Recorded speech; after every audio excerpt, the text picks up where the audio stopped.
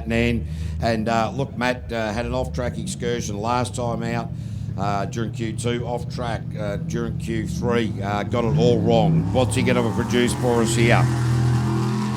Yeah, these little LS engines are great. Have a look at the boat. The injectors as they come around, there's no carburetors. So obviously the difference here, these are a cheaper model to go racing.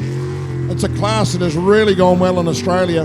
We've got 3 or 4 here in New Zealand, and we only see it's the way of growing sprinting. But Matt Nan at this stage, he's just easing off the throttle, just wants to get one on the board. Yeah, really does have to go back to basics here, does Matt and Josh, just to be able to lay one down. They've had a few missteps in the last couple of qualifiers, so he got around there nicely. And this is just that opportunity to build that confidence in the LS category. Only 3 boats competing here at the moment here today, but there are another 3 or 4 in the wings waiting.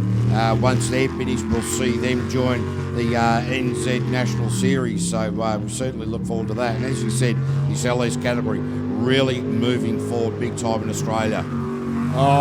It'll certainly be the resurgence of jet sprinting and bringing more people into the sport. So if you are out there looking, have a yak with some of the guys in the pits here. Talk to them when you come through at lunchtime. And if you want a cheaper way of entering our sport, then have a look at these boats and watch them all day. Yeah, look, and it's interesting how the rule changes over the years have been very difficult to make an engine rule changes in all motorsports apart from Formula One. Really quite difficult to get an even field. They made the decision to go LS, and I do think, and down the track, that we may just see 2 classes of boat in the World Series itself, LS and Unlimited. But that's just my opinion. How do you see it unfolding, mate? Oh, look, I mean, obviously the cast iron shed blocks are getting harder and harder, and the heads for those engines in the Group A, it is going to be limited somewhere along the line. I can see Group A being allowed aluminium heads, which will probably be the first thing that'll happen that'll come in. But yeah, I certainly see there'll be 2 or 3 classes at the World Series.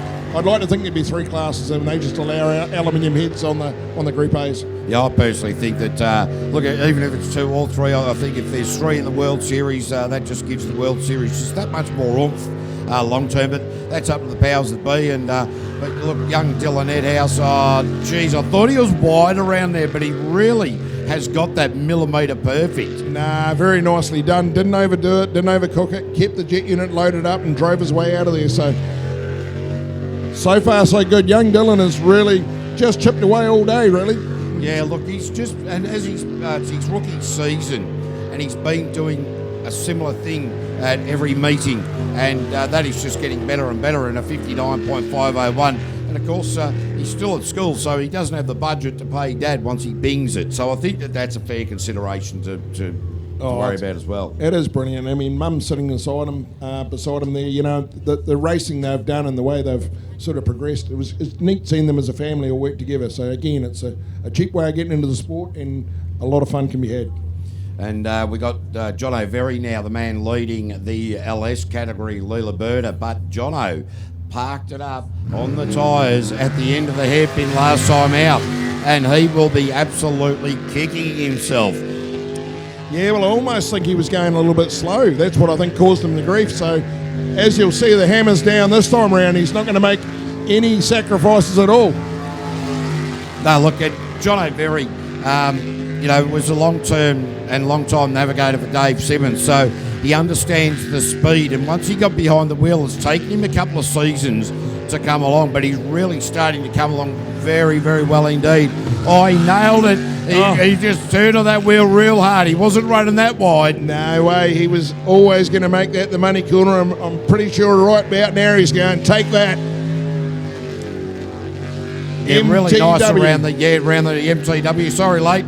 We got no headphones up here, so we're not hearing one another as well as we could. Oh, no, mate, it's all good. I'm just watching until your lips stop moving. Well, a bit hard underneath this beard, 53.8 7-9 there for John O'Berry, straight to the top of the table. Some 6 seconds in front of Dylan, and then another 2 further on to Matt. So that winds up the LS category for qualifying round number 4. Wow, the day's progressing so quickly, mate. Oh, I can't believe it. I mean, it's certainly, look at the crowd out here. I mean, we're building a beautiful crowd, cracking day. And they are a good-looking crowd too, good-looking audience.